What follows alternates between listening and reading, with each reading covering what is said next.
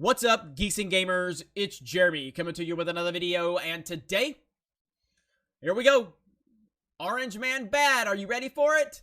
You know, and here's the thing. We know that everybody at Lucasfilm, and I've talked about this many times, there's either one of two things going on. Either everybody at Lucasfilm hates Trump, and they all talk about it publicly, or the people that are Trump supporters at Lucasfilm aren't allowed to talk about it publicly, and neither one of those are a good answer.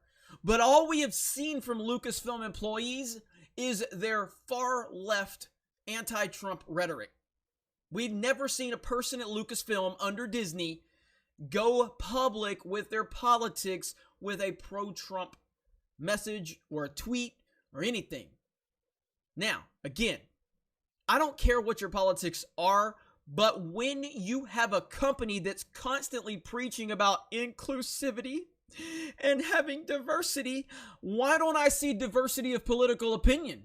Why do I only see one side of the equation? And when I only see one side of the equation, and you have an actor who wants to hint at political messaging and real world, real time stuff, it's not hard to put two and two together. Giancarlo Esposito, I think I said that right. We all know this actor, Gus Fring, so hints at Star Wars Disney Plus show The Mandalorian will have political messaging. Actor Giancarlo Esposito, who plays Moff Gideon in the upcoming Star Wars Disney Plus show The Mandalorian, hinted that the show will have political messaging. In a group interview alongside his castmates with the Entertainment Weekly, again, that's Disney's PR firm, Esposito was describing his character and the role he would play before hinting his character and the role in the show would reflect a struggle with moral boundary. Esposito begins by describing his character and the role he might play in the show, and it's possible he's an antagonist. He was someone who was very high in the Empire years ago, a very high up officer. He's kind of an Imperial remnant of that time after the Empire fell. We have all of these marshals who are given different areas to be the top cop in, but I know my character, Moff Gideon, has other ideas. He could be a savior in a world that is lawless with leaders who exhibit a kind of faulty power because they have ideas they want to aggrandize themselves. He continues hinting the show will have political messaging. We are in that world right now. That's why this show is so very particular at this time in our history. Yes, it's entertainment, but yes, it's also enlightening in the way that we are struggling with our moral boundary. Do we accept or do we not accept? Finally, he notes the show will be informative, but is also reinvented for the here and now. All of this plays into what we are trying to express in this very, very complicated piece that people seem to think is from the 70s, but now it is reinvented and it's here and it's honest now, and it should be very informative and exciting at the same time. As Bounding into Comics adds, now it's possible the show could be subtle about its political implications in the real world and instead focus on the politics happening with the Star Wars universe. This was done effectively in the Clone Wars animated series and in the prequel trilogy. Producer Dave Filoni states, I've seen a lot of Star Wars, and what's most exciting to me is that I am very confident we did some things and fans will see some things that have never been seen before. Again, the problem here is nobody at Lucasfilm has an opinion that goes against the far left narrative. It's obvious that they all hate Trump. It's obvious that they all are on one side of the political argument. So when we hear someone use these little subtle jabs or subtle nods that they're going to be talking about what we're going through now, it's so tough. And it's obvious. It's obvious. And do I think that it's going to be beaten over our heads?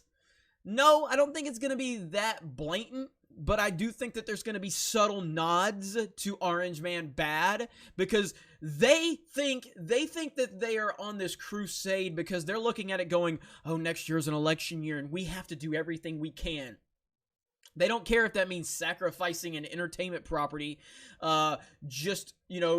just ruining it for the fans that are just trying to be entertained. No, they think that they have an obligation to go on their crusade for their political propaganda. And this is all Star Wars has become under Disney anyway. It's all about the propaganda. It's all about pushing a narrative. It's not about Star Wars.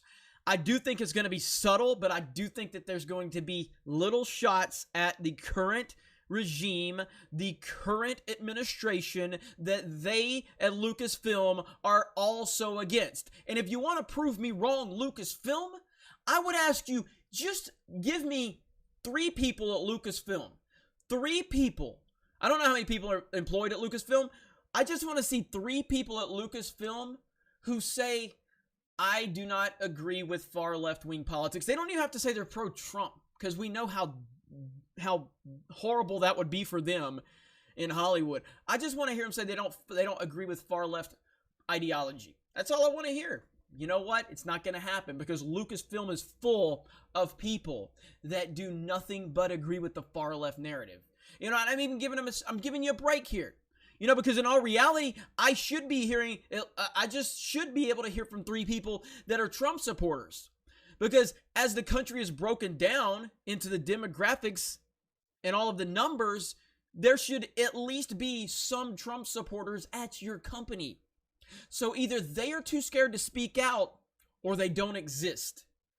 I'm betting they don't exist, because you would have never hired someone that agrees with Trump. And that is the problem with Hollywood. It's not that you don't like Trump. It's not that you're not a fan of his. You cannot like the guy all you want.